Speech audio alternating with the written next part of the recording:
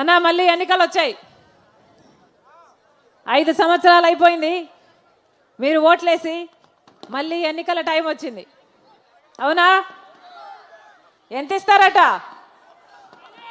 ఓటుకి ఎంత? 5, 2000, 5000 అంటే ఒకరు 5000 ఒకటి 2000.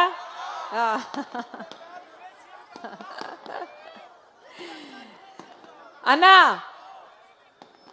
అవినీతి డబ్బు పంచడానికి మా దగ్గర లేదు. కానీ తెలుగుదేశం అయినా వైసీపీ అయినా ఎంత ఇచ్చినా తీసుకోండి, ఎందుకంటే అది మీ డబ్బే. ఎంత ఇచ్చినా తీసుకోండి, కానీ ఓటు వేసేటప్పుడు మాత్రం ఒక్కసారి ఎవరికి వేస్తున్నాం, ఎందుకు వేస్తున్నామని ఆలోచన చేసి ఓటు వేయండి. ఎందుకంటే ఓటు అనేది మీ జీవితాలను మార్చే ఆయుధం. 5 సంవత్సరాలకు ఒక్కసారి మాత్రమే వచ్చే ఆయుధం.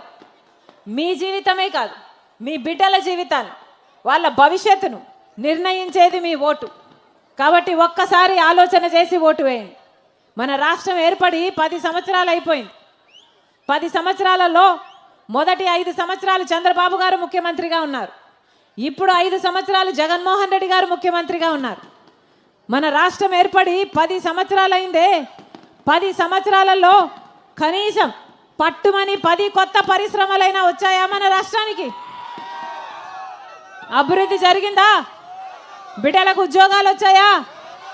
10 సంవత్సరాలలో కనీసం పట్టుమని 10 పరిశ్రమలు కూడా రాకపోతే మనం అభివృద్ధి చెందుతున్నట్ట? పక్క రాష్ట్రాలను చూడండి అన్నా, అన్ని వేగంగా దూసుకుపోతున్నాయి.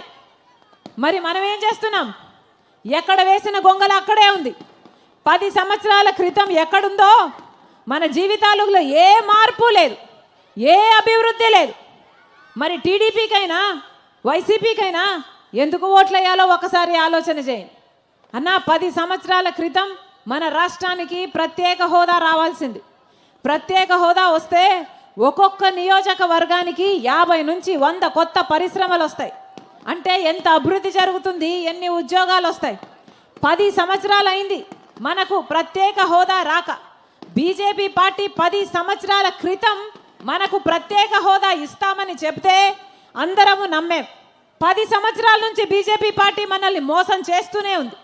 ఒక ప్రత్యేక హోదాయే కాదు, పోలవరం ప్రాజెక్ట్ అయినా, రాజధాని అయినా, కడప స్టీల్ ఫ్యాక్టరీ అయినా, దుగ్గరాజపట్నం పోర్ట్ అయినా, స్పెషల్ ఎకనామిక్ ప్యాకేజీలైనా, ఏ ఒక్క విషయంలో 10 సంవత్సరాలుగా బీజేపీ పార్టీ మనకు అన్యాయం చేస్తూనే ఉంటే 10 సంవత్సరాలుగా చంద్రబాబు గారైనా జగన్మోహన్ రెడ్డి గారైనా ఏం చేశారు అని అడుగుతున్నాం. ముఖ్యమంత్రిగా చంద్రబాబు గారు ఉన్నప్పుడు బీజేపీ పార్టీతో పొత్తులు పెట్టుకున్నాడు, మంత్రి పదవులు కూడా తీసుకున్నాడు. తీరా చూస్తే ఆయన స్వప్రయోజనాల కోసం ప్రజల ప్రయోజనాలను తాకట్టు పెట్టారు. ఏ రోజు ఒక్కరోజు కూడా ముఖ్యమంత్రిగా చంద్రబాబు గారు ప్రత్యేక హోదా కోసమైనా మన హక్కుల కోసమైనా కొట్లాడింది లేదు. అప్పుడు జగన్మోహన్ రెడ్డి గారు ప్రతిపక్ష నాయకుడు. ప్రత్యేక హోదా ఎందుకు రాదు, నన్ను ముఖ్యమంత్రిని చేయండి, బీజేపీ మెడలు వంచి ప్రత్యేక హోదా తీసుకొస్తానన్నాడు జగన్మోహన్ రెడ్డి గారు. పులిలాగా గర్జించాడు జగన్మోహన్ రెడ్డి గారు. ఏమైంది?